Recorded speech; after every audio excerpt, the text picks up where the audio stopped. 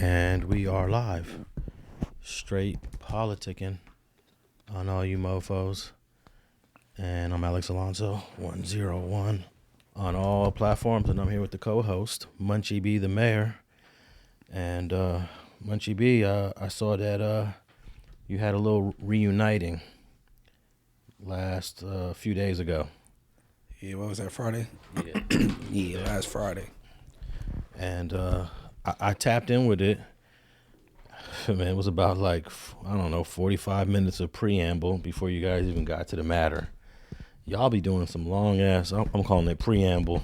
Pre-gaming? Yeah, that should be long. That should be drawn out. To me, it'd be long and drawn out. Like, just get to it. All right.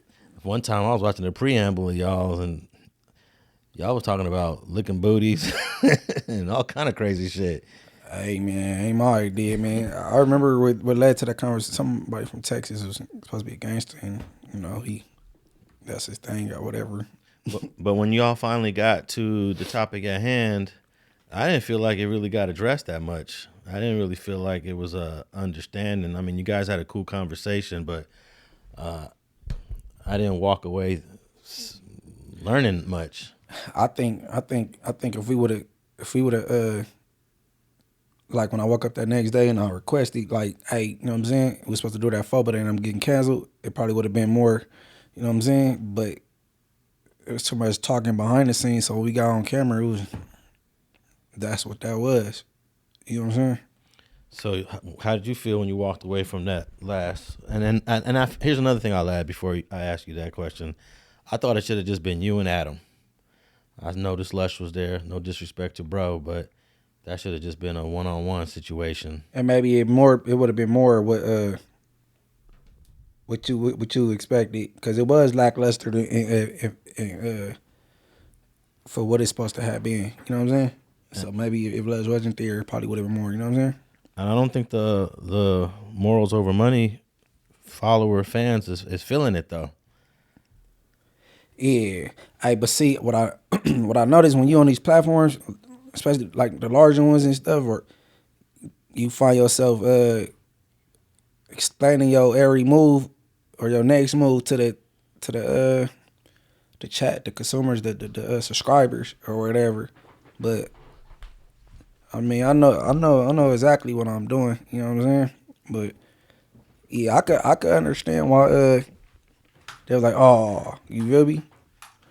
But I think my subscribers are real supporters, because although they very disappointed, the subscriber count didn't dip. You know what I mean? They disappointed though. You know what I'm saying? I could tell there was people they real subscribers. I was at No Jumper, so they like, oh, whatever. Although they ain't rocking with it. And then when I left, they was happy I got up out of there. So when I went back, now they talking about money over morals over money, instead of, you know what I'm saying? Yeah. Yeah, no, I peep it though. And I kind of, I overstand for the people that genuinely looking at something some way, then you could tell the ones that genuine and the ones that trolls. You know what I'm saying? Because we've seen a couple people go back up there and their fan base let them have it. Yeah, like Milk lost a lot of subscribers when he went up there just to visit.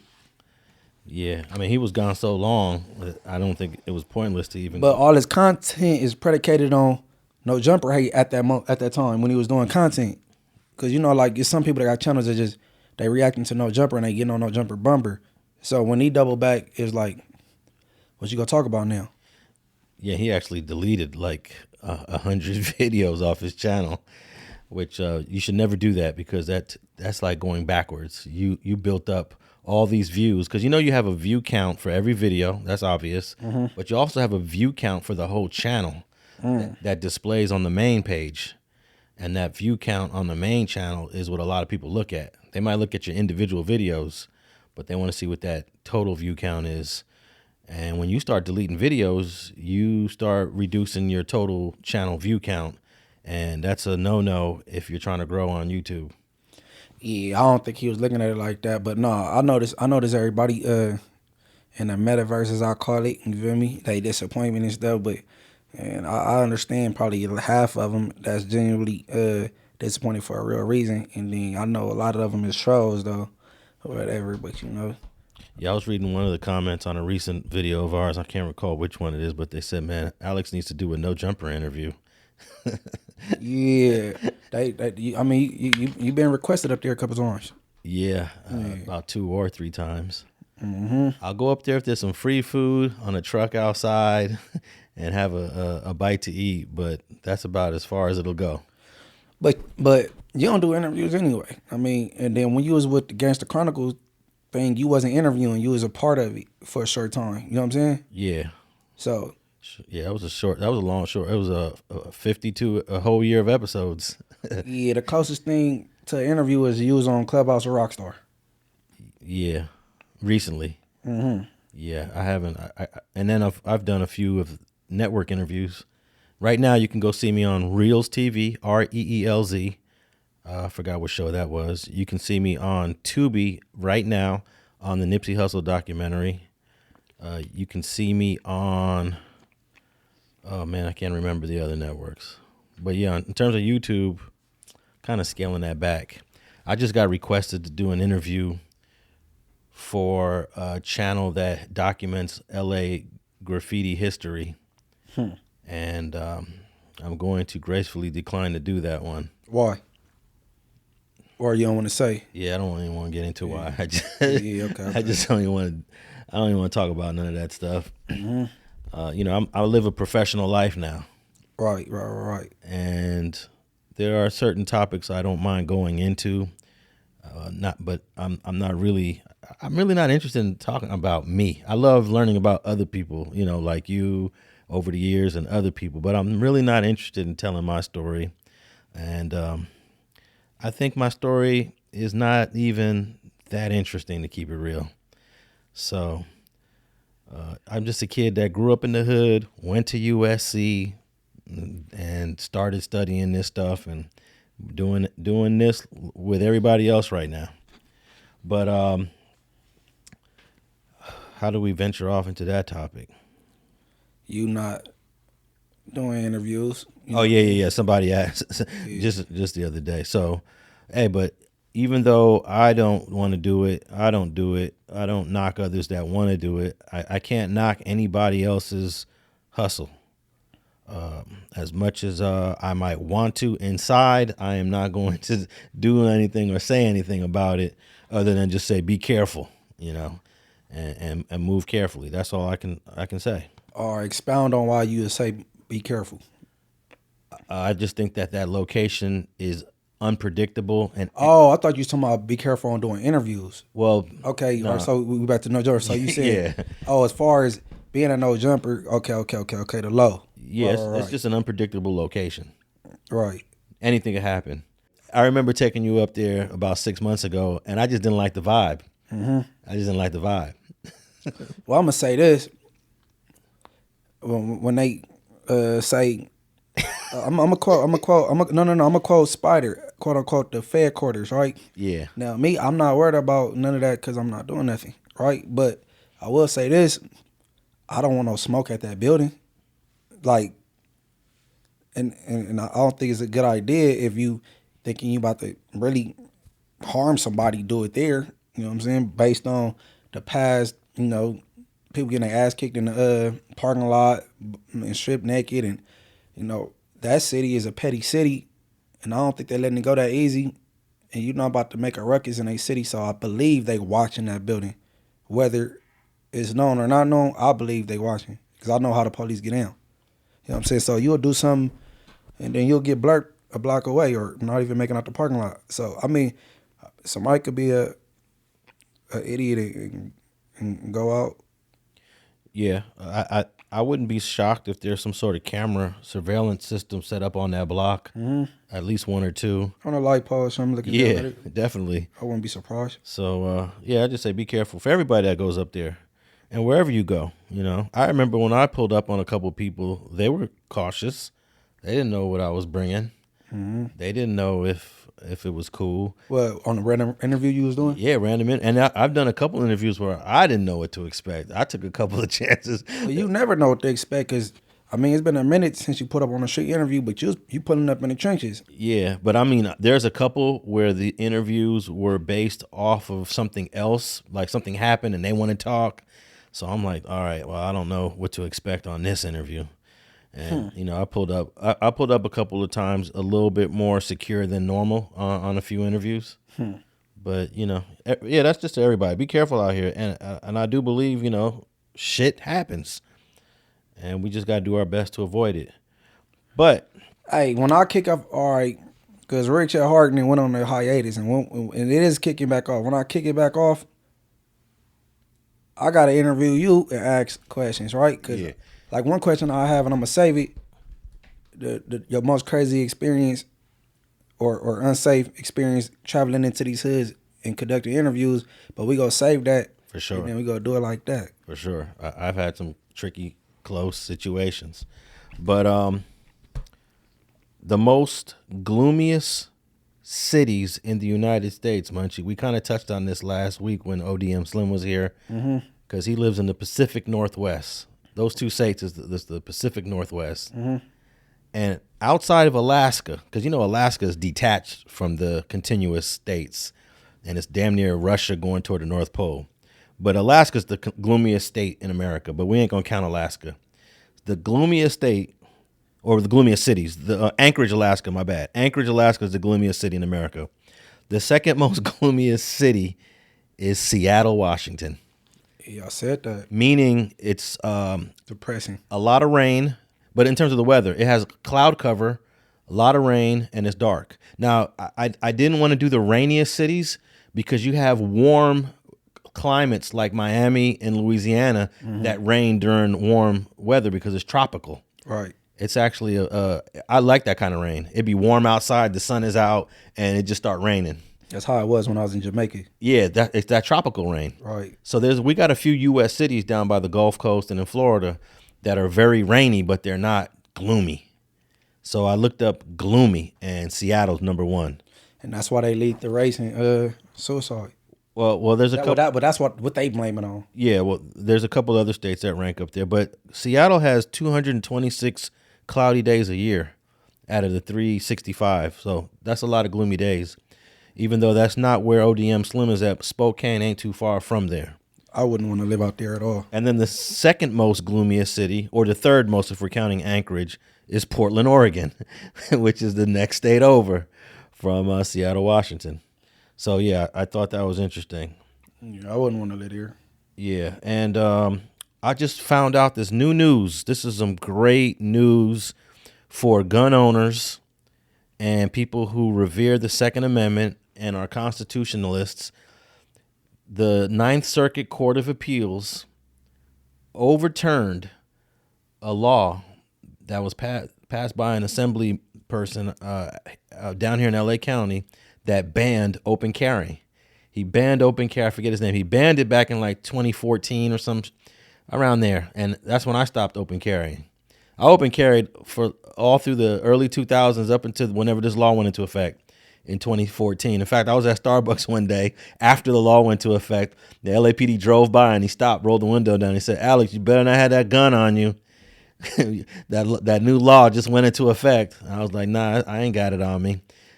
Just the other day, that law has been struck down. Reversed. So we can open carry now in California. You know, you just brought something to my mind, bro. Okay, I'm not paying attention to them gun laws like that, right? And I remember hanging out years ago, maybe 06 or between 06 and 09, and the homie from Paru, because wherever he worked at, he dressed like the business attire. He had a holster and a gun on his hip. And I'm like, man, what's wrong with this dude? Like, but I thought I'm like, he must be stupid, but okay, it's making sense now. Yeah. In fact, let me just pull up an article. Let's educate the folks out there. Here's an article from CNN. California ban on open carry ruled on open carry guns is unconstitutional. Court rules. It says here that the U.S. Appeals Court ruled that California's ban on open carrying firearms in most parts of the state was unconstitutional A panel of the San Francisco-based Ninth Circuit U.S. Court of Appeals sided 2-1. Wow, that was a very small vote. I guess only 3 judges voted on this. They sided 2-1 with a gun owner in ruling that the state's prohibition against open carry in counties with more than 200,000 people violated the United States Second Amendment to keep and bear arms. So that means about 95% of the population of California, which has had some nation's strictest gun control laws, live in counties of that size. So 95% of the population will get their gun rights back. Judge Lawrence Van Dyke, who was appointed by Republican President Trump, said the Democratic-led state's law could not stand under U.S. Supreme Court's 2022 landmark gun rights ruling. That decision, New York State Rifle and Pistol Association versus Bruin, issued by the court 6-3 conservative supermajority, and established a new legal test for firearm restrictions. The test said that they must be consistent with the nation's historical tradition of firearm regulation. So basically, the open carry ban is not consistent with the rest of the nation's right to bear arms. So basically, if you got a permit to own a gun, you could carry it outside now. There's certain rules. You have to know how to open carry. There's certain rules you got. You can't have it loaded. So you have to have the magazine in a box. Or no, you can have it in your pocket. But you can't have it loaded in the gun, which is it's all, even open carry is ridiculous, right? Because the gun can't be loaded. Okay. So I've had it many times. I've had the LAPD pull up on me and say, "Is that gun loaded?" I said, "What you think, man?" So what you got to do is you got to let them check. So you put your hands up, you let them remove the gun out of the holster, they check it, and then they put it back in the holster. Because, you get in a situation and they get scared, they're going to shoot you. So immediately, if you're open carrying in California and the police pull up on you, just put your hands up, let them check it, and then they'll put it back in your holster. That's legal. That's not a violation. So there's no reason for a CCW no more. CCW, you can have it loaded. So it is a reason, yeah. Okay. If you want to have it loaded, the CCW allows you to keep it loaded. Okay. Yeah. Open carry does not allow you to keep it loaded. So what I just do is I have a magazine in my pocket. I got a magazine in the glove box. I got a magazine in the back seat. All of them loaded, ready to go. 10 of them full. And that's another thing. We only allow, can you believe this one? You probably already know this. We talked about it before. You can only have 10 bullets in a magazine in Cal. That's another rule that happened about 15 years ago. Because maybe you might be too young for this, but you probably know that some guns can carry 15. Right. Yeah. Of course I know that. And I know people walking around right now with guns that carry 15 in them. I don't carry 30. Yeah, now you're talking about extended magazines. But I'm just talking about regular magazines. 15 in it, one in the chamber, you got 16. Right. And after a shooting that happened some years ago, some stupid lawmaker said 16 is too many for a firearm. So they actually, Smith & Wesson and all these companies make guns just for California. So they can only have 10 in them. Yeah, that's crazy, man. It is. It's ridiculous. I guess they trying to make sure ain't no mass shootings going on. Yeah, and that's going to prevent a mass shooting. And most of the gun owners and experts say this is one of the dumbest laws ever written. And I'm not sure if there's other states that have copied this. Maybe somebody out there could let us know. Is California the only state that reduces their magazines to 10? So what gun owners do now, instead of buying 1 or 2 magazines, we buy 3 or 4 now. Right. They're making a little bit more money off of each of these magazines, but F it. I'm not just going to have, I'm going to have them spread all over, But I was so happy to read this the other day. No, that's cool. Shit leaning in our way. Yeah, man. Now all we need is just stand your ground law out here, and we be good. Well, good luck with that, because all our lawmakers are anti all that stuff. It takes the courts to overturn some of these ridiculous lawmakers. I wish I knew the name of the lawmaker. I tried to look it up the other day. I couldn't find it. I want to call his ass out. I'll call his ass out next week. The lawmaker who banned open carrying wants to get people like me in trouble. It's only, for me, it's a misdemeanor. Yeah, but you don't need none of that. Nah, I'm not trying to go to jail for no BS. Right. I'll be in look. I was in Ralph's one time, open carrying at the old Ralph's that was on Crenshaw and what's that, Stocker? Right. I was in there open carrying. Motherfucker got paranoid, scared. There was a Rouse right there. Is it Stocker with the Shell gas? I think. Where's the Shell gas station on Crenshaw? Is that It was a Shell on Crenshaw. Manchester, one on Slauson. No, I'm Slauson. No. More north. No, I can't think. Yeah, that's Stocker or Rodeo. No, it's Rodeo. Yeah, Rodeo. Rodeo. I'm sorry. The liquor bank was on Stocker. The liquor bank is on Stocker. The Shell gas station's on Rodeo. There used to be a Ralph's there, but they tore it down for the train station. Mm-hmm. There was a Ralph's in there. There was a Rite Aid. There was my cleaners. Cameo Cleaners used to be in there. And there was a donut shop. So that Ralph's, one time I was in there, open carrying, minding my business, doing my grocery shopping. What do the Ralph's people do? Call the police. We got a guy lurking. He's lurking around the store. Got the 911 call on that. They was just lying on me. I was just in there shopping. They came up. They checked me out. Everything was cool. And they were shocked. Like, oh, we didn't know that he can do that. Yeah, it was legal. Now it's back legal, so I'll be back in your market. I'm gonna keep it clean. No. I don't think open carry should be allowed at markets, bro.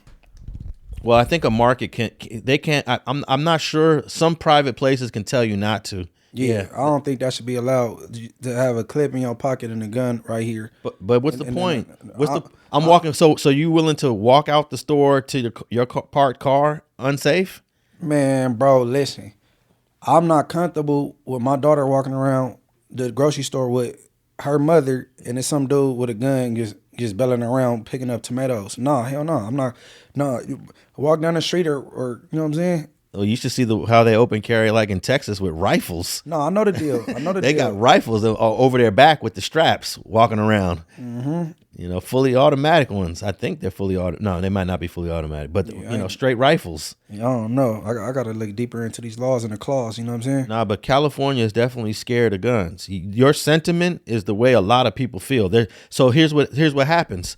Then I'm only able to open carry in certain places because I already can't go to the park. There's a rule against that. Can't open carry in any park. I don't know. Can't open carry within a school. If there's a school within a certain amount of feet or yards, can't open carry there. So there's already a whole bunch of restrictions in California where you can and where you can't open carry. Man, when my dad was coming up, he said the principals or whatever they called them at the time, they had guns. They didn't have school police. Yeah, I remember when the school police came. LAUSD ended up starting their own police department. Yeah, but he said the principals had it. That's before my time. But I can imagine, especially 70s and 80s was active, man. Mm-hmm. The 70s and 80s was active. We're living in a good era right now. But I got an article here on a shooting, man. There was a shooting just recently. It says here suspected gang members, multiple gang members shoot woman during an argument in downtown L.A.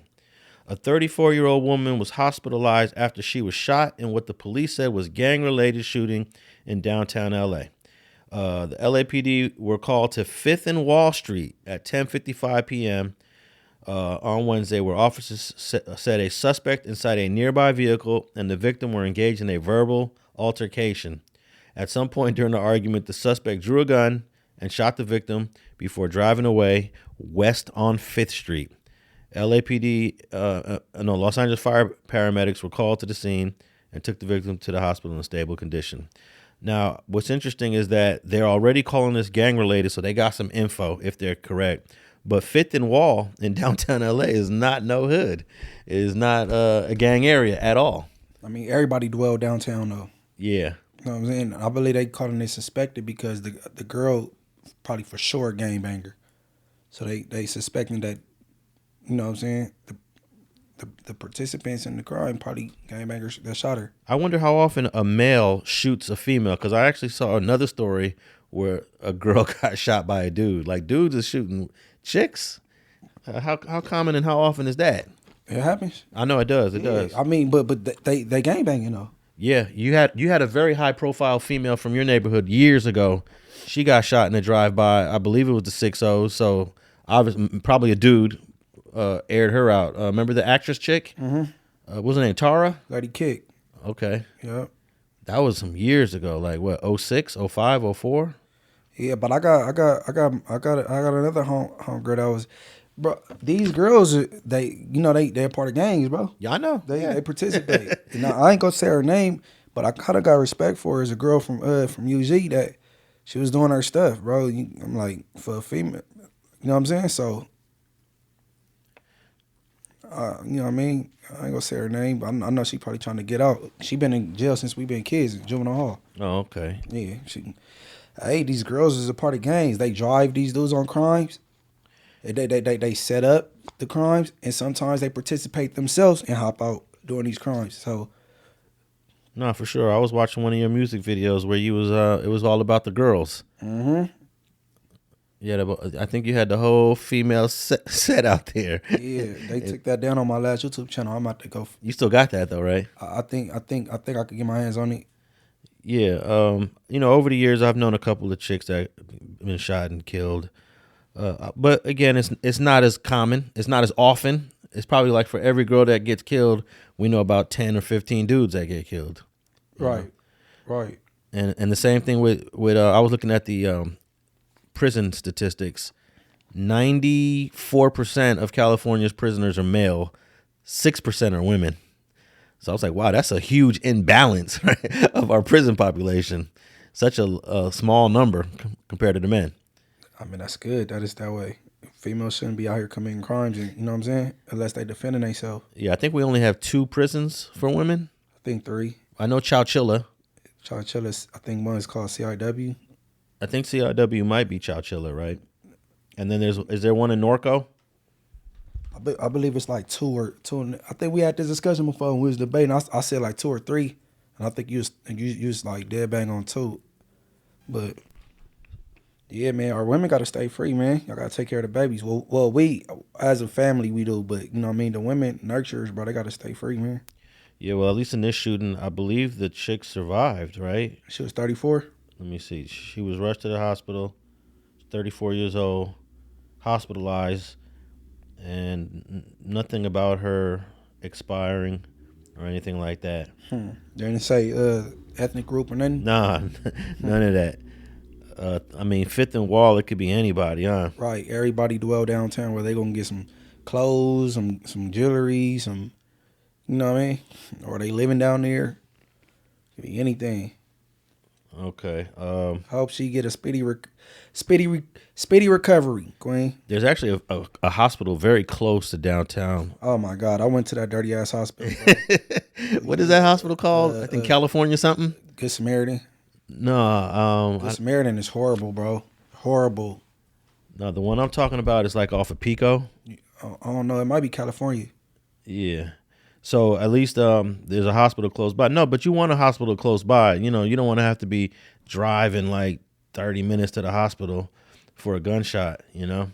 Mm-hmm. I remember when Biggie got shot, I was surprised that he got shot like literally blocks away from the hospital. Cedars-Sinai, they took him to Cedars-Sinai, which was, well, okay, they're on Fairfax and Wilshire. I'm sorry, yeah. They're on Fairfax and Wilshire.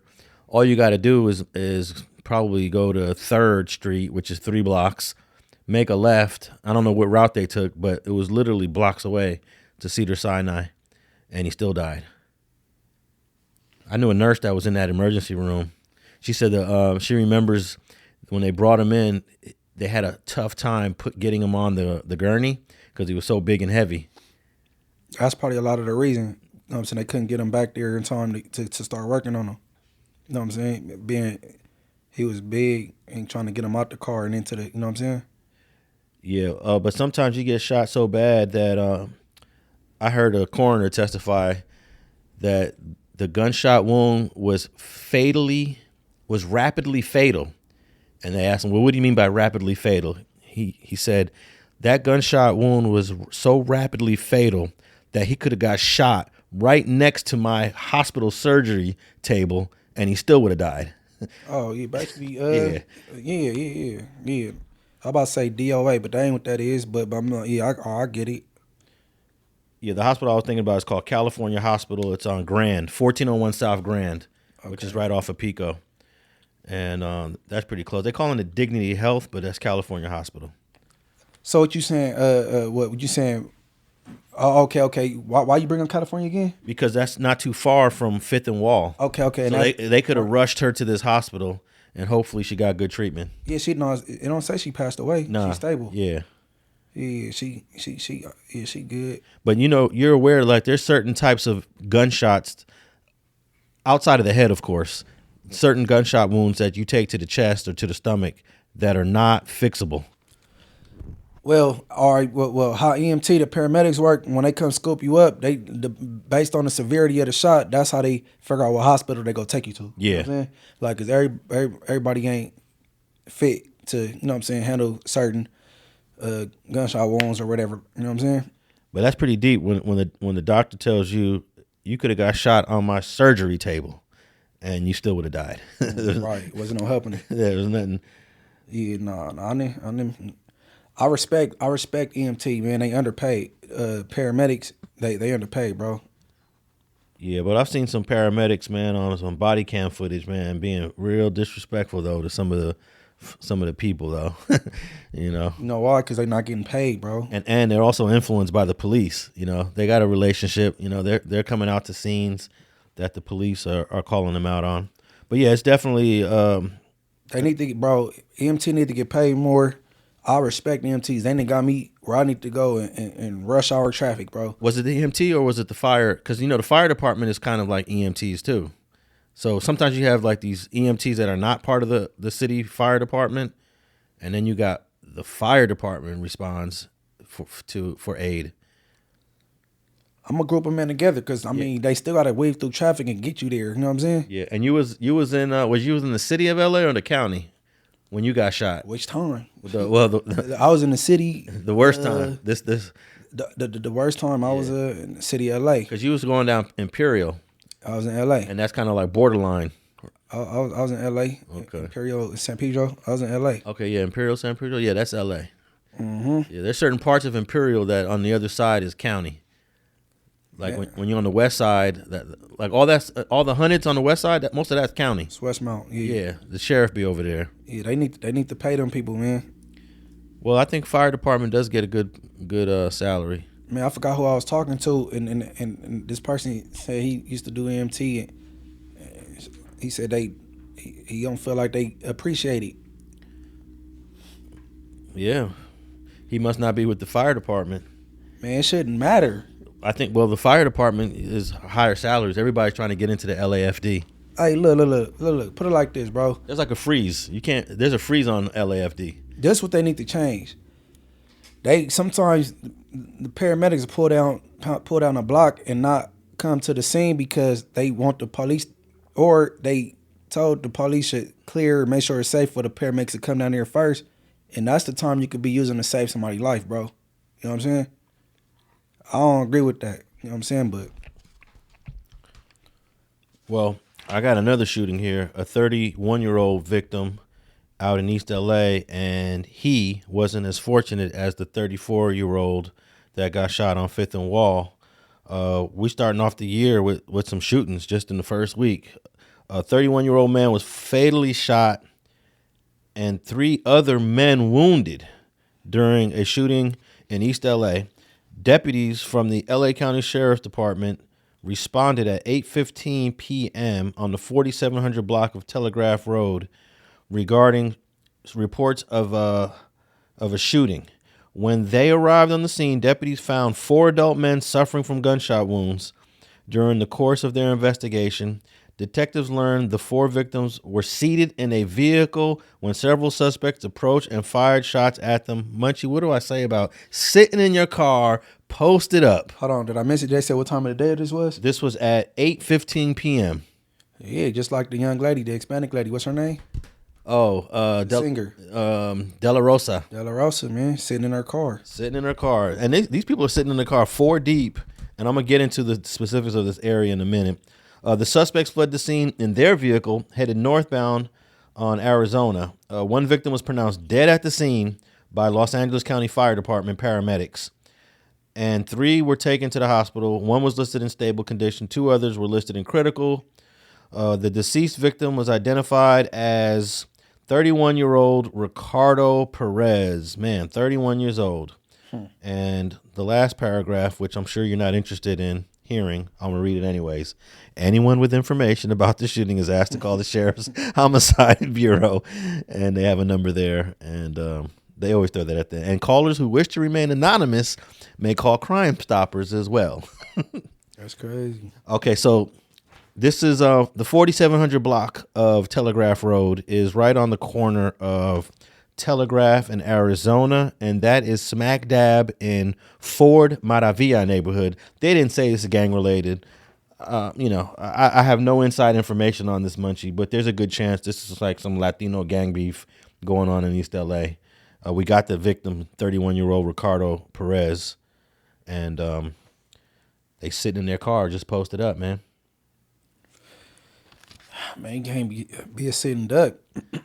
You can't be a sitting duck, but they use their cars as everybody want to go to the car and smoke. No, for real. Then park it in the driveway behind the gate or behind the fence or go in the back. Hey, I was gonna say go in the back. Indian Red was sitting in his car in the back of the apartment building and got aired out. That was crazy. So you might not be safe. You're in the back of an apartment building in a park stall. You still a sitting duck. You don't know who living in your building. Shoot, but this crazy that all four of these guys were shot. I'm like thinking then I don't think one person was targeted. He just aired out the whole car, because if you're just targeting one person, maybe the back seat gets shot up, maybe the front seat gets shot up. 4 people is obviously front and back seat going on. Well, that person pulled up and let him do his thing, then pulled off. He wasn't in a rush to pull off. Well, I was thinking about how this guy did it, because Latinos are not allowed to do drive-by shootings. He pulled up. He didn't look. It wasn't a drive-by. He pulled up. Well, the rule is, the rule is you're supposed to get out the car. But the way this article is written, it sounds like they may have not got out the car. They pulled up and just. I think they came to a complete stop, did their thing, and pulled off. Well, technically, that's a violation of the rule. Well, shit, rules are made to be broken. Yeah, but the rules are made to be broken by the ones that make the rules. If you're at the bottom of the totem pole, the rule gonna come down on your ass for sure. I had a case where the guy did a shooting using his car, and when he got arrested and he was in the county jail, the issue was, did you get out? And he said, I did. He explained how he got out, and it was funny. He said, I opened up the door, I put one foot down, and I busted. So they were in the county jail debating with whether or not he broke the rule. This is all in the discovery. Technically, he didn't break it. Nah, I agree. I was like, he didn't break it, but did he get out? And his ass was still in the seat of the car, though. He didn't get out, but he didn't do a drive-by, but he didn't get out. This was about 10 years ago. I thought that shit was hilarious. They debating on whether or not he should have gotten, whatever they do for violating the rule. And I thought that shit was funny. Nah, I opened up the door and I put my foot on the ground. This don't sound like, I don't know. These articles are written by whoever, maybe they didn't get all the info. But you're not supposed to just, to this day, you ain't supposed to just drive by. Yeah, we know what people ain't supposed to do, but. Well, the punishment for these guys is way more severe. If Munchie broke the rule, Munchie could politic it and argue his point. If Jesus broke the rule, good luck trying to argue your point in the county jail.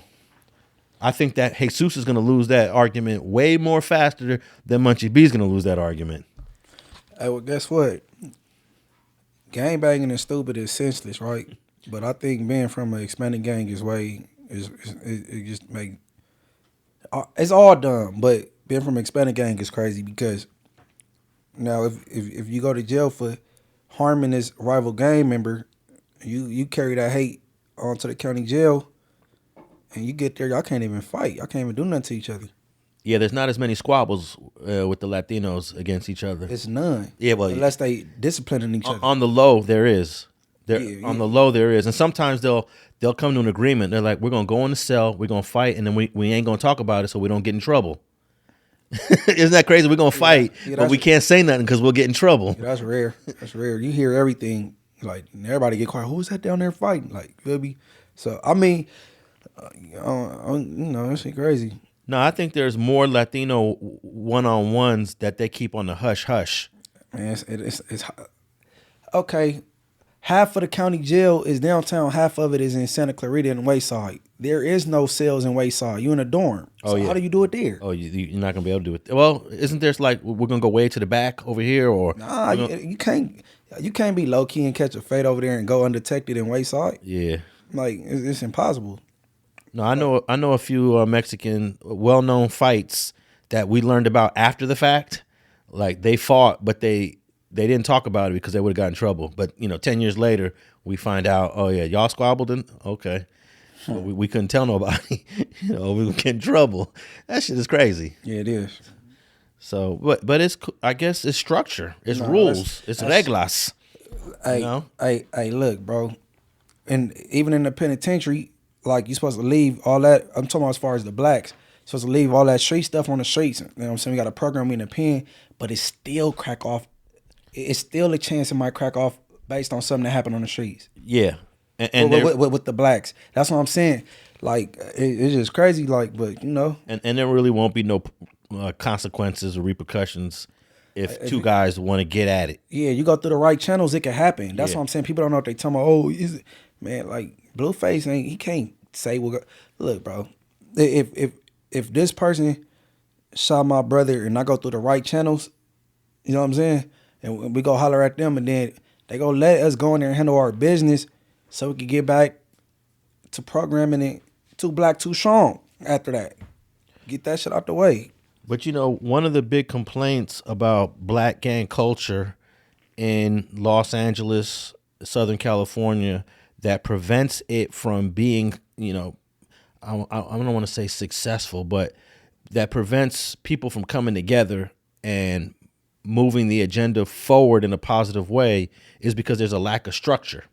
So when it comes to the Latinos, if the Latinos need to do something, they need to all be at Echo Park on this day for this reason. They all going to show up, because of the structure behind it. But if blacks need to come together for some, whatever reason, police brutality, it might be more difficult because there's a lack of structure. Bad example, because when it's something like that, that's the only time black people do come together. Yeah. You know what I'm saying? Yeah, but that was probably not the best example. That ain't the best example, but the Hispanics, they got structure, a lot of it. And I remember I was at a lot of these intervention meetings over at the Youth Justice Coalition, and the topic was structure. And a lot of blacks was saying, we need to establish structure. We don't have it. What can we do? And I think it's too late at this point, to try to create some rules where there's some structure like the Latinos have. And the Latino structure is relatively new. That came in the 90s. Hey, I don't want to go too deep into it because I don't want to offend nobody. You know what I'm saying? Well, but because they have structure for a reason. You know what I'm saying? It's a reason why that structure is in place. Yeah, and you know what I'm saying? So I don't want to offend nobody. Yeah, I'll say it, some of the structure is fear-based. It's fear-based, but the structure started in like 92, 93, 94. So in the 60s, 70s, and 80s, Latinos didn't have the structure. So this is something that developed, in the 90s and really got solidified in the late 90s, early 2000s. And I'll say part of it is fear-based because every Latino Southsider knows that one day they might be in the county jail. And if you're not abiding by the rules on the streets, the rules in the county jail, you can't escape that.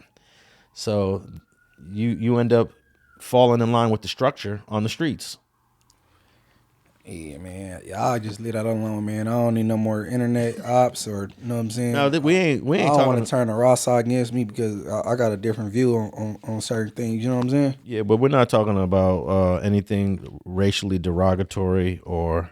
But like when people get that view, people they get on the defense. You know what I'm saying? Or a lot of times when discussions happen, they be listening to react instead of understand what you know what I'm saying, respond instead of understand what he trying to, you know what I'm saying, say. And I don't be having time for all that, man. What I do know there's a lot of Southsiders quietly that don't respect the structure. Behind closed doors, they talk ish about it. Right. And, it seems like, hey, there was a time where Southsiders were not allowed to be on the internet, bro. They were not allowed to go on camera. They were not allowed to do interviews. Was they not allowed, or the internet wasn't what it is today? Well, when I first started doing interviews in the late 90s, it was impossible to get a Latino on camera. Late 90s, early 2000s, it was impossible. And then eventually I got one. Then I got a second one. Then I got a third one. And then the way that they were able to slide their way in front of the cameras through rap. So you trying to say it was against the rules? It was against the rules. That's a fact, or it wasn't just because for all gangbangers, it ain't cool. Like, you doing an interview. So I'm thinking what was the Hispanics like, they used to call off interviews because, like, when you hear the word interview, it sounds policey. Man, when you look at the Latinos, so I just want to know, was it a rule for real? Like, it was a rule after the structure came in the 90s. Okay. Yeah, but if you go back to the 70s and 80s, you can find a lot of Southsider interviews. There's a lot of them. And then the structure hit in 92, 93, no more interviews. And then when they started rapping in the 2000s, early 2000s, like 04, 05, 06, those were the first Latino Southsiders to give interviews since the structure went into place. And then now it's like a free for all. Now it's like, I think it's out of control at this point. You could podcast, like, it's some shit happening. And look what happened to Swifty Blue. Something happened where he violated somebody's rule, and they got at him in the county jail. And I'm sure Swifty Blue, the last thing he was thinking, I'm gonna be in the county jail because I'm out here podcasting, I'm rapping, I'm doing my thing. But you're only one mistake away from ending up in the county jail, and it happened. But it definitely has changed in the last like 5, 6, 7 years. Yeah, and that's crazy. You gonna tell me I can't tell my story? I'm not saying I'm about to go incriminate nobody or drop no top secrets or anything, but I can't tell my story. You know what I'm saying? And even right now, it's hard to get Latinos to do interviews. Not for Angie. Shout out Angie, man. No, I'm talking about like if a guy from a gang that's in the trenches, I'm not about a rapper or a podcaster, just a guy that's just from his hood. That's it. How many Latinos that are just because if he just a guy in the trenches, what is it? It ain't nothing to ask him but gangster shit. You know what I'm saying? Well, okay. So that'll be a good reason to not do an interview. He's like, man, what we gonna talk about? Okay. It don't got to be a guy in his trenches, but let's just say a seasoned guy in his 30s or 40s that spent 10, 15 years in and out of prison gangbanging. He's not a podcaster. He's not a rapper. It's hard to find those guys. It's very few. I can't even right now. I'm just trying to think who's not a podcaster, who's not a rapper, that's Latino on the internet, and not a dropout. Yeah, you got to throw that in there. Not a dropout. I wouldn't. I'm not even cool. I'm not even cool with listening to dropouts. Oh man, I always say that they got a story to tell too. No, we talked about it. Yeah, they got a story to tell. I'm not cool with listening to dropouts. I think once you drop out, leave it all alone. Don't even speak about gang shit no more. You dropped out. No, they got a story to tell, man. Nah, you told enough. They got a story to tell. That's a lesson for the younger generation. Nah, hell no. Yeah. No. I think the dropout story is probably more impactful to a youth. I think the honorable discharge story is more impactful. Nobody want to listen to a dropout. No, okay, the honorable discharge story is respectful for sure, but you can't discount the value that a dropout story has, because he went through the politics. Maybe he got politicked on. Maybe he got. Well, you know what we talking when we say dropout, because dropout is not a black term. Yeah, you're right. So okay, but I still wouldn't. I don't give drop. Well, you know what? I don't be knowing who the dropouts are. Okay, so you tell me who the dropouts are, because I don't be knowing. You be like, oh, he a drop. I'm like, oh, okay, I didn't know. Are there any black dropouts? Because this is an actual term that's more popular within the Latino gang culture. Because that's like we don't use the word drop your flag, all that down south stuff. That's not us. But like a black dropout. No, there are some black dropouts. I don't know if you want to get into it, but the guy that was on your head, technically, he's a dropout. We call them rejects. Like, you know what I'm saying? Yeah, reject. Like that. Like that's an Hispanic term, dropouts. And when they say drop your flag, that's some down south stuff. Okay, so let's say that reject that was on your head recently. He has a story to tell, even though let's just say some of these guys are liars. Some of these guys come on the internet and just tell BS stories. I'm just talking about the honest reject.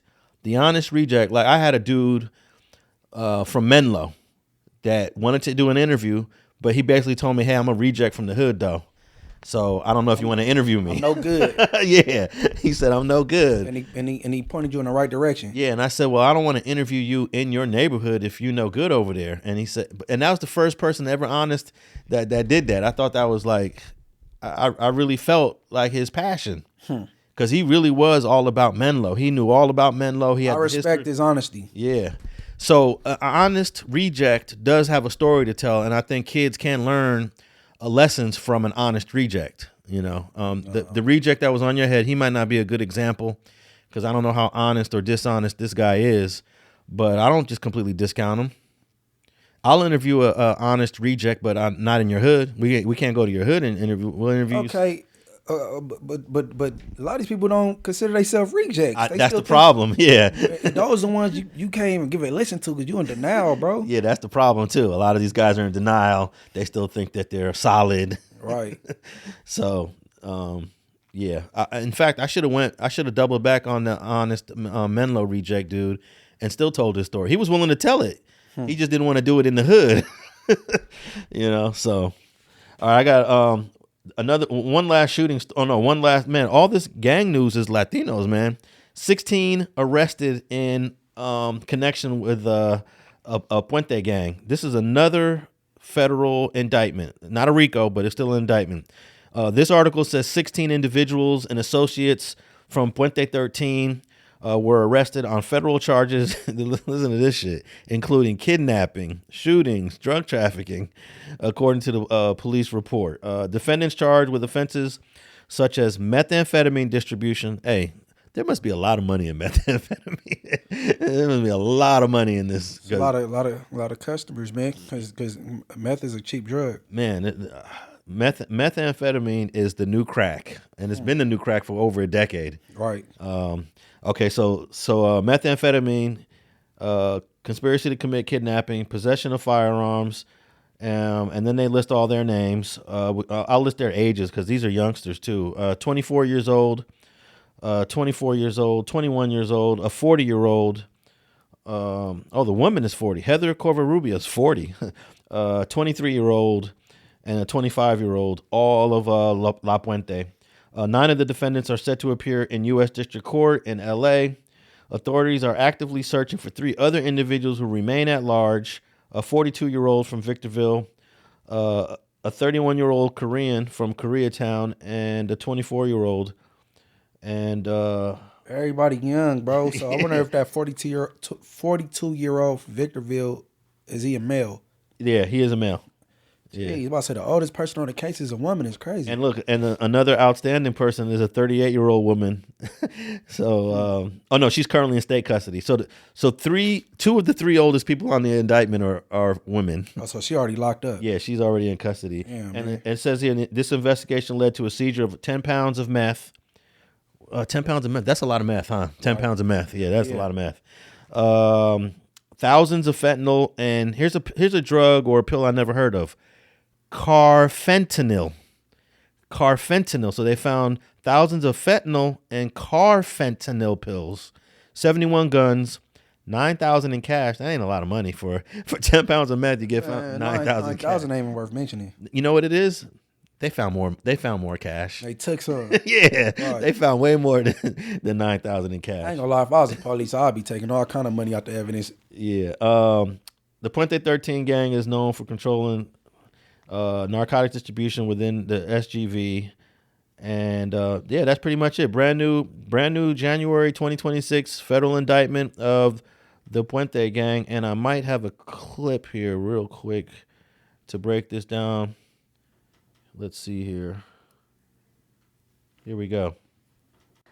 New at 11, members of a dangerous gang have been taken down in the San Gabriel Valley, and agents say they have ties to the Mexican mafia. NBC4's Tracy Leong has more on what they're accused of doing.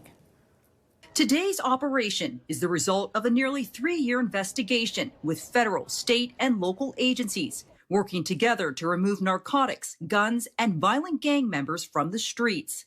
In a massive coordinated sweep with multiple agencies, members and associates of the Puente 13 street gang linked to the Mexican mafia were arrested Wednesday morning for their involvement in dangerous criminal activities, including illegal firearms sales and trafficking narcotics. Violent crimes of aid to racketeering, possession of firearms and furtherance of drug trafficking offenses, possession of fentanyl with intent to distribute, possession of a machine gun, and firearms trafficking. The enforcement operation, called Burning Bridges, involved the Bureau of Alcohol, Tobacco, Firearms, and Explosives, who worked alongside local and state agencies.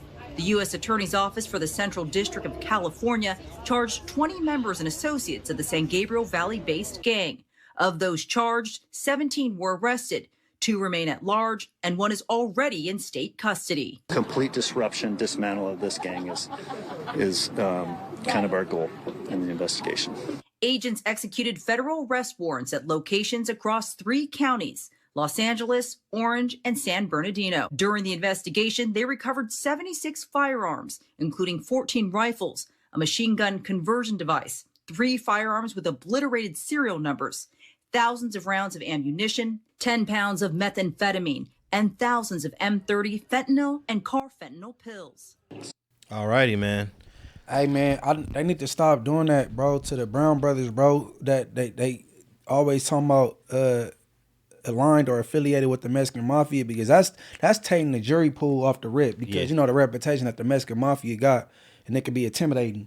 So every time they indict a Mexican gang, they always say, well, connection to the Mexican Mafia. Yeah, it is. That ain't cool, bro. It's sounding ridiculous. That shouldn't be said. You know what I'm saying? That's not cool. They need to.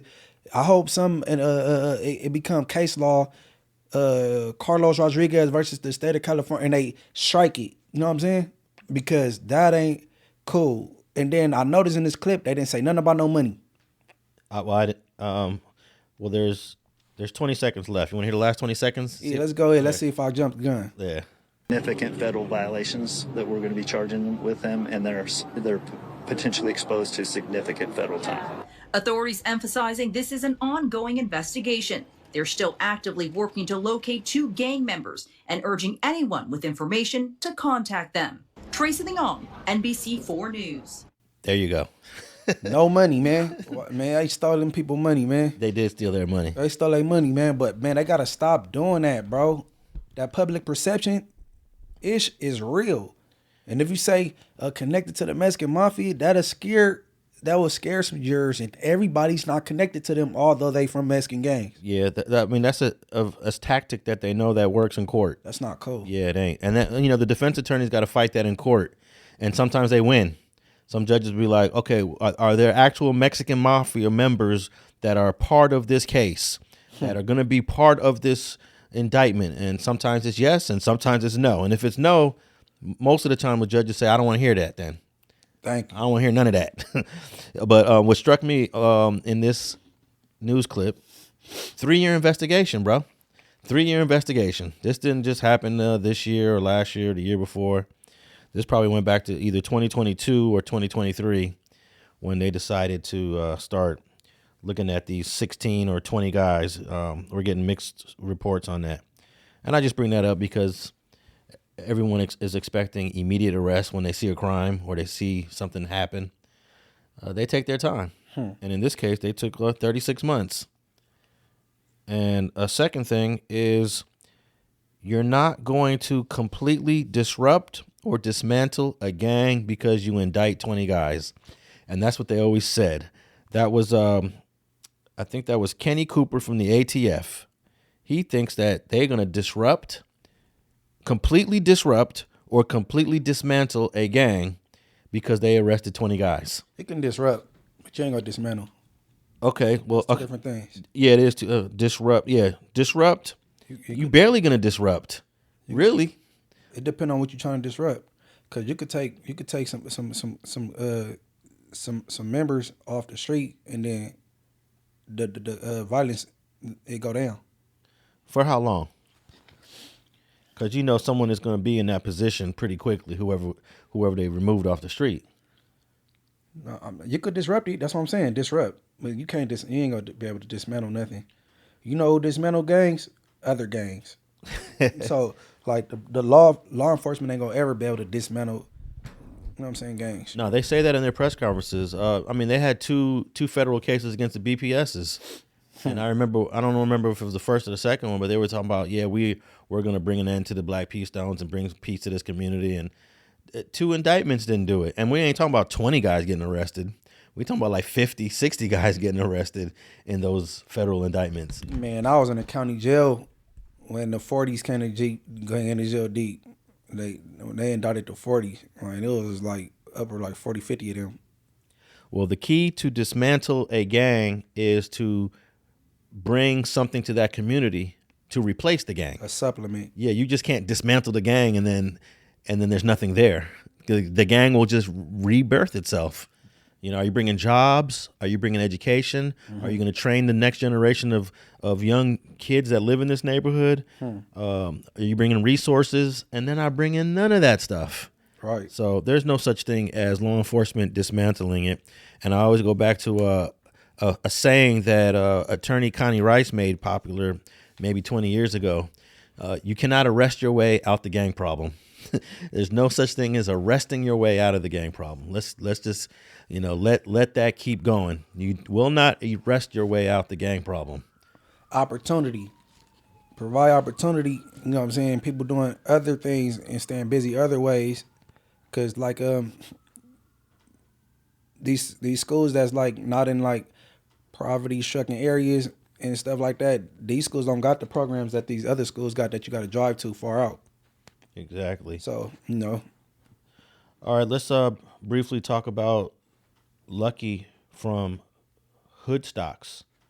Now, Hoodstocks was one of those, I would say Hoodstocks is probably the biggest, most popular, most watched Latino-based YouTube platform.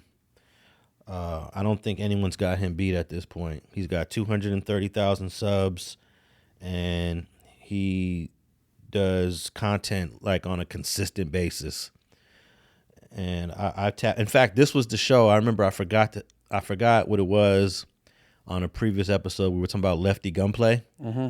This was the show I first saw Lefty Gunplay on when nobody knew about him. I think he may have gotten Lefty's first interview. And he did a freestyle on there, and I was like, "Oh shoot, this Latino dude got a little bit of bars. He got some bars." I was like, "Who is this guy?" And then maybe like a month later, he just blew up. But Hoodstocks had Lefty on there. I want to say he probably got his first interview, and I was rocking with the channel. I never even knew his name was Lucky until this recent controversy. I knew about the Hoodstocks. I was like, Hoodstocks is doing their thing. Right. Yeah, I came across another interview where Lucky and Lefty is about to fight. Yes, that was after their original. Man, that had to have been a few months after their original interview, and I was shocked at that because I was like, "Bro, did his first interview, and now they're going at it." Yeah, that shit was wild. I think he said something to a fan. Lefty, he did that after he left here. Did an interview on Richard Hart with me and Mariah. So this guy Lucky made I guess some people would say a racially derogatory term on his podcast while he had, I believe this is a co-host named Loca, because she's on there she's a frequent person on there. Reoccurring guest. Yeah. So he's asking Loca about Blueface. Mm-hmm. And let me get to it right here. And then also, while I'm gonna play this clip, and just for those who are just listening to us, he's gonna throw a picture of Blueface on the screen and continue to ask Loca about Blueface. So let's go right here. Okay. Can we really talk about this Blueface Jenny 6ix9ine situation, please? I think it's necessary. Yeah. I think it's necessary. Yeah. It's in the news. Is the air conditioner down, or did we just get hot in here? It's back up. Is it It's back on. I feel like it just cranked on right now. It just cranked on. Okay, good. Can you crack that door, please? So Blueface is just like hot right now. Like anything. But do you think he's a good-looking dude? A black dude? African American? Booty scratcher? No comment. I don't really. Come on. I don't really. I don't There's really an look at answer. it. I mean, do you swing both ways? No, No? strictly dickly. No, not okay. Do you Yeah, wrong question. Do you like black dudes? No, No? Why not? no. Pino Code 13. Oh! That's why she's on Hoodstocks. I mean, I don't have nothing against it. Like, I would be disappointed. I ain't gonna lie. Loca, what do you think? No? This is a handsome man right there. No, Look at that guy right there. Send me a money order. Look at, I love you. Send me a money order. You gonna send my money order? Chale. All right, that's the clip that everybody was talking about. And just for those who don't know, when he asked Loca, would you send him a money order? She's got a picture of Blueface up there. She says, chale.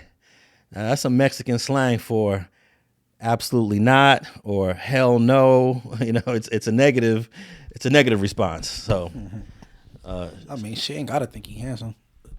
but shit, they put up like the nicest picture you gonna find of Blueface without all the ugly tats on his face, with the nice edge up haircut.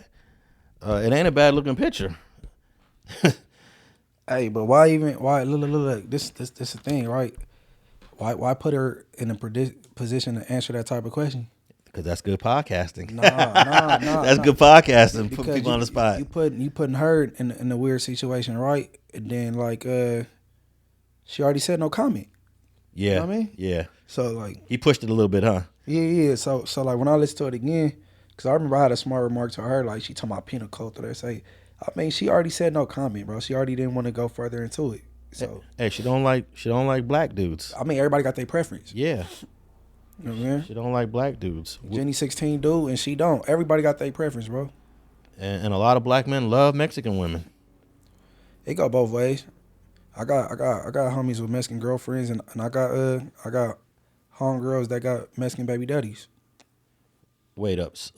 You saying the other way around where it's a black I got a black girl and a Mexican dude? Yeah. Yeah, that happens too. Yeah. Yeah. I got a few that got Mexican baby fathers though. You know what I'm saying?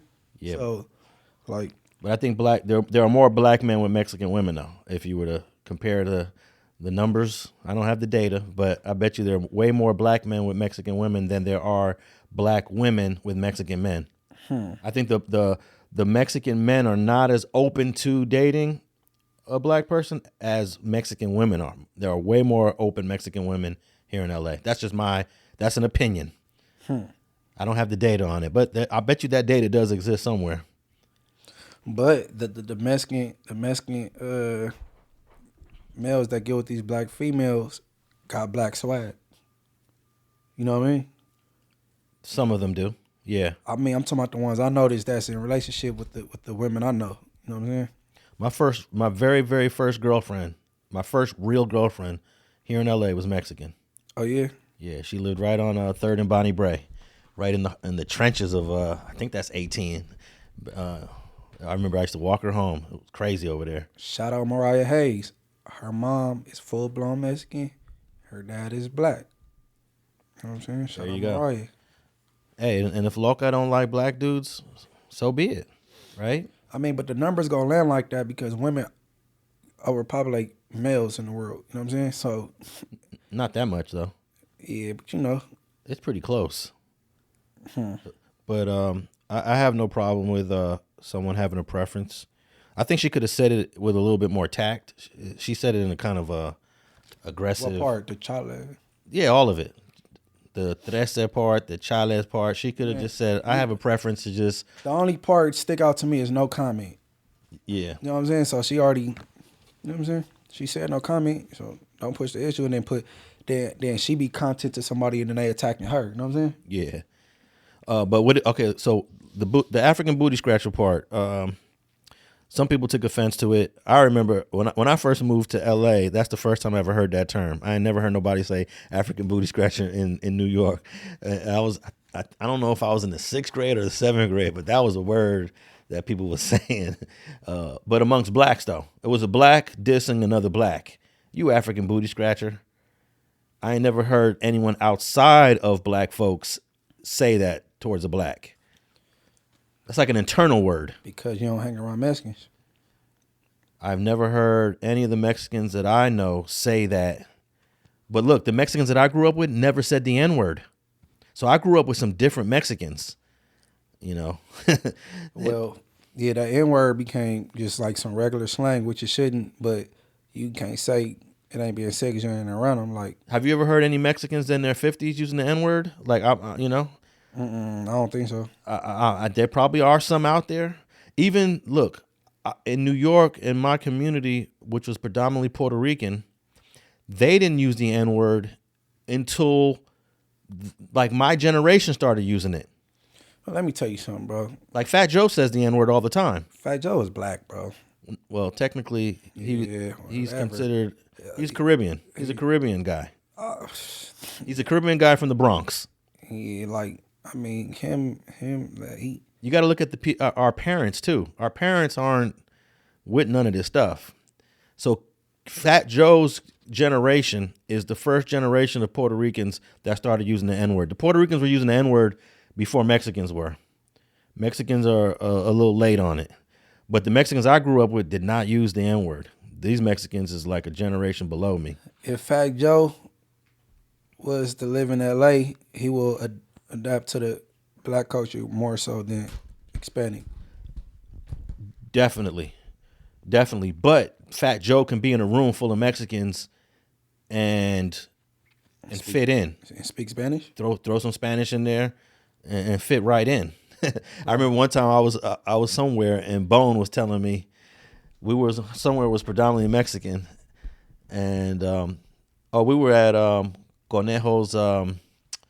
We were at Conejo from Harpy's baby shower, and it was 90% Mexican. And then Bone said, "Man, it's not fair, Alex." I was like, "What you talking about?" He said, "You be the way you just slid right in with all these Mexicans." And I can't. I could be in a room of Mexicans and talk their talk. All right, and I know their slang. I learned all their slang. Because where you come from, though. That part of it too, but I think you can learn it. Look at the brother. Do the world know you Puerto Rican? I don't know if the world does, but when I'm in a room, it's pretty much figured out. But there's a brother from Compton that sings mariachi, and he sings all Spanish music. He sings the narco corridos music, and he's an American black dude, and he could function with Mexicans quite easily. His name is Compa Negro. Compa Negro. You ever heard of this dude? Oh, yeah. He's interesting. Black dude, grew up around Mexicans, and you would think he's a Mexican dude. I was in the county jail with a dude named Negro from 18th Street, and you could tell he got some type of status or importance about himself because he speak very low, and he don't raise his voice, and he be like, "Homies, we on quiet." Yeah. And they get dead silent. But no, I've never heard Mexicans use. He's very dark skinned. Oh yeah, a lot of 18s have at least historically had a lot of black dudes that identified with the Latino. No. He was Mexican. Oh, he was Mexican. He's just a dark skinned Mexican. The blacks, he didn't, whether he knew it or not, we called him Obama. His bone structure, he looked like Obama. In the comments, they gonna know what I'm talking about. For real. So you grew up with some Mexicans that threw the N-word around like it was nothing and maybe said booty scratcher, huh? No. Mexicans wasn't. What you mean? Like, look. Like I said, like if it's a Mexican that's from a black gang, I don't care what they say. But if they're from, I don't know. Let's say I'm from Inglewood. Let's say they from 18 or Inglewood Thursday. I don't think it's cool. Although I know they say it. I know they say because they grew up around us. You know what I'm saying?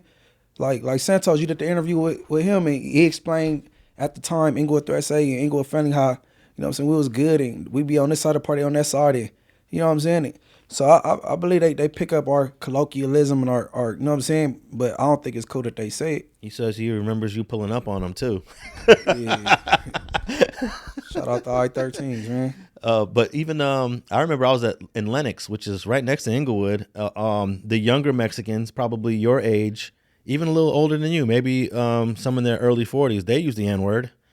like late 30s, early 40 Mexicans in Lenox. You know what? And I think they should be the or to name like the expanded gangs that's surrounding Inglewood, them being one, they should be the last ones to see it. But they're all around black folks though. Nah, Lenox, that community, yeah, is brown. I know, but they go to school. They go into the same schools though. Lenox is a Mexico Inglewood, basically. Yeah, but it's so tiny though. Lenox is so tiny, so they going to school with you guys. No, they don't go to school with us. They're going to whatever high school they're going to is blacks at those schools for sure. I don't know what school they go to. Yeah, I don't know either. But okay, they got Lenox, they got Tepa 13, they got Lenox, and there's one more right there. You got Moritos, you got Inglewood 13, you got 18, Crazy Crowd, they died out. I'm almost certain all those Tepa, Lenox, all those Mexicans that are your age, they use the N-word over there. I'm pretty sure. Yeah. So I don't know how old Hoodstocks is, but he's younger than me and maybe a little older than you. That's my guess. Yeah, I don't know how old he is either. And I just want to play his apology real quick, or what they're calling an apology, and you tell me what you think. All right. On the streets, this pop-up right here has been peaceful and it's been successful. And I thank God for that right there. You know what? There's too much shit going on in the streets for us to be going at it with each other over fucking stupidity. You know what I mean? I'm gonna hold myself accountable for my shit, hold yourselves accountable for your shit, and let's move forward. With that said, love and respect to everybody, all the supporters. I love you guys, man. It's the holidays. Let's take care of our family. Let's worry about our family. Let's think about what we're gonna do next year. You know what I mean? To pick each other up instead of drag each other down. Shout out to all my dogs right here from Orange County to LA. You already know what to do right here, baby. This is Hoodstocks right here. Okay, so what did you think about that? He just said he gonna take accountability. I didn't hear no apology. Yeah, I didn't hear no apology there. If that, y'all think that is the video they counting as an apology, but no, that wasn't an apology. Yeah, that clip was actually titled "Apology."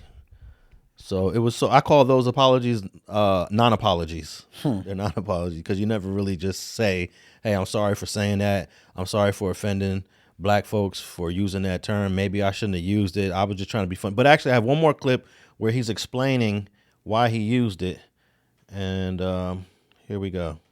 That ain't gonna change. Not in a million years would I think a legendary movie quote, "Booty scratcher," will be so vicious to the black community, especially with my track record, my get down. Stereotypical racism is fun. We all have fun with it. I do it all the time, especially with my people. Armenians, Asians, whites. But like most of you know, there ain't an ounce of hate in my motherfucking heart. We just biased from the era and the different sections we were raised up in. That's human nature. We gotta be honest though. Sometimes we wanna see our queens within the same race. That's just the way we are, right? But I'll tell you this, not one time ever did we shame Vanessa Bryant for being with Kobe Bryant. Why? Because we loved that dude and we were proud that man had a strong Mexican woman. Okay, that's his response. What say you, Munchie? Who thought of that example with Vanessa Bryant? I don't know. That's your boy Lucky. I mean, he's trying to explain that he doesn't have a racist bone in his body. But it's a lot of interracial relationships. That's cool, but we ain't talking about Kobe Bryant though. We talking about Lucky. You know what I'm saying? Like what they got to do with the price of tea in China? Nothing at all. But I mean, well, I'm a firm believer. If you're not apologetic, don't apologize. And maybe he's not apologetic, so he's not apologizing. So I mean, there it go there. You know what I'm saying? Well, he said two things that stuck out to me. One is sometimes we want our queens with our own people. And I think that's a sentiment that a lot of people from older generations believe. I remember my dad wanted me to be with other Puerto Ricans. You know, that was just his thing. Yeah, but no, finish what you saying? I was just going to say, but that's a generation, that's an older generation. You know, now my generation and my kids' generation, I can't tell my kids who to be with and who not to be with. I don't think our generation or generations our kids' age think like that for the most part. So for him to say that, hey, we want our people to be with our own people, yeah, I get it, but I don't find nothing wrong with that. Yeah, but that's becoming a dying ideology. I mean, Lefty said it. He went viral for it, and they like kind of like tried to butcher him for it. But I didn't think what Lefty said was racist, and I think it just came out wrong. You know what I'm saying? Yeah. And you know, he even he grew up in what is it called, Boyle Heights? Baldwin Park. Baldwin Park. Yeah. I didn't think it was racist when Lefty said it. You know what I'm saying? Like I think all our grandmas or moms and they said it before. You know yeah, but our kids aren't saying that. I can't imagine any of my 3 kids being racially, selective. Well, I got a 19-year-old daughter, and if the little Mexican fly enough, she go. I think she entertain them. My daughter came through with a little Mexican gangbanger. I don't want that, but guess what? I don't want her messing with a blood or a Crip either. Oh yeah, we don't want any of our kids. So but long as he treat my daughter right, you know what I'm saying? Okay, and then the second thing that Hoodstock said, that Lucky said, was stereotypical racism is I guess it's fun, it's joking, we all do it, and I don't think I'm familiar with this term, stereotypical racism, done in a joking way. And I guess comedians get away with it all the time. Yeah, that's their job, though. Yeah. Lucky not a comedian. We not going to get away with what they get away with. You know I mean, if you and I started calling Mexicans wetbacks, we would get the backlash. And we can't say the next day, hey, we're just doing stereotypical racism.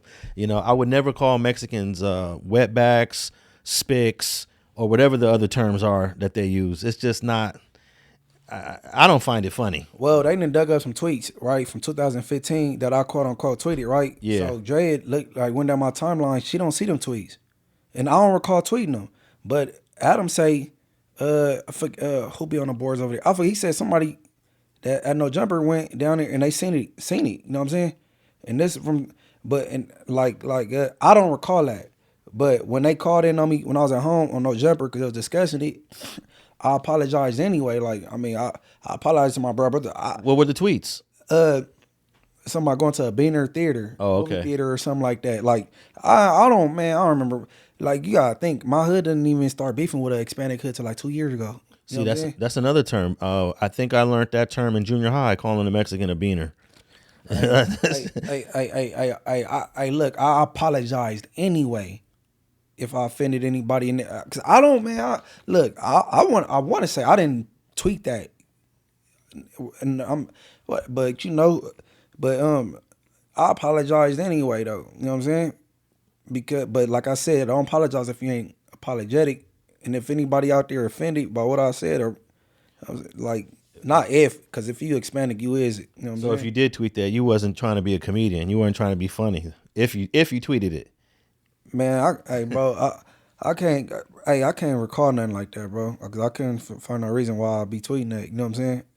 I remember this joke that they used to say in junior high school. It's those "you so poor" jokes. Mm-hmm. there was one that I remember. You so poor. This is kind of related to Mexicans and them eating beans. You so poor, you eat refried beans a second time. That shit just was funny to me.